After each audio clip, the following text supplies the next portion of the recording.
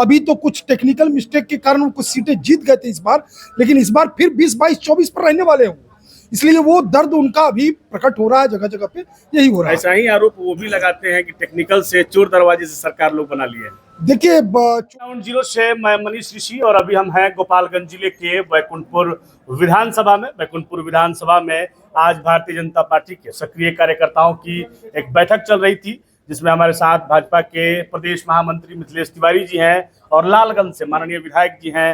विधायक जी, सबसे पहले स्वागत है बैकुंठपुर में आपका। धन्यवाद। और स्वागत मेरा नहीं, इस बैकुंठपुर की धरती को नमन करने हम आए थे, इसलिए वही रहे। आज यहाँ कार्यकर्ताओं के साथ आपको बैठना हुआ, कार्यकर्ताओं से संवाद हुआ, कैसा अनुभव रहा? देखिए, बहुत सुखद अनुभव रहा है और एक संवेद स्वर से सभी कार्यकर्ताओं ने कहा कि जो हुई भूल सो हुई भूल, अब की चुनेंगे कमल फूल। क्या हुआ? और कमल फूल का इस बार 2025 में बैकुंठपुर में फिर खिलेगा, ये पूरा विश्वास कार्यकर्ताओं के उत्साह से दिखता है। सदन में आपकी पगड़ी और आपके शायराना अंदाज भी काफी चर्चे में रहते हैं। सदन में आप प्रमुखता से लोगों के आवाज को उठाते हैं, क्या कहेंगे? देखिए, हमारा काम ही है, जनता ने हमको चुनकर इसी बात के लिए भेजा है, लोगों ने इसी बात के लिए बैठाया है वहाँ, कि उनकी समस्याओं के समाधान के लिए हम बोल सके, वहाँ उनकी आवाज बन सके। ये काम हम अपने स्तर से कर रहे हैं।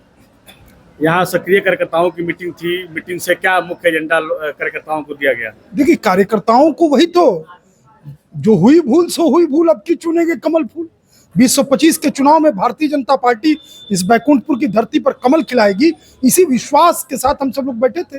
कल नेता प्रतिपक्ष तेजस्वी यादव का आगमन बरौली में हुआ था, बगल के विधानसभा में, तो उनका आपकी दल पर, आपके गठबंधन पर कई आरोप लगा रहे थे। गैस का दाम बढ़ गया है, महंगाई की बात कर रहे थे, क्या कहेंगे इस पर? देखिए, अब ये उनको छटपटाहट अलग विषय का है, दर्द उनको अलग विषय का है। अभी बिहार की सरकार और भारत की सरकार जितनी योजनाएं, लोक कल्याणकारी योजनाएं चला रही हैं, उसका दर्द उनके सीने में है। वो जानते हैं कि फिर अभी तो कुछ टेक्निकल मिस्टेक के कारण वो कुछ सीटें जीत गए थे इस बार, लेकिन इस बार फिर 20, 22, 24 पर रहने वाले हैं, इसलिए वो दर्द उनका अभी प्रकट हो रहा है, जगह जगह पे यही हो रहा है। ऐसा ही आरोप वो भी लगाते हैं कि टेक्निकल से चोर दरवाजे से सरकार लोग बना लिए हैं। देखिए, चोर दरवाजे से उनकी सरकार बनी थी, क्योंकि भारतीय जनता पार्टी और जदयू के गठबंधन को लोगों ने समर्थन दिया था और वो सरकार बनी थी। वो चोरी करके पीछे से आके दरवाजे खोल करके आकर के उन्होंने सरकार बनाई थी, भारतीय जनता पार्टी ने नहीं बनाया। एक व्यक्तिगत सवाल हम आपसे लेंगे कि आप लालगंज के विधानसभा से विधायक हैं और लालगंज के हमारे कई सारे मित्र भी वहाँ हैं, तो लालगंज में जब लोगों ने आपको चुनाव जिताया, उस समय आपने जो वादा किया था, आप अपने वादों को कितना पूरा कर चुके हैं? अपने कार्य से कितना संतुष्ट है?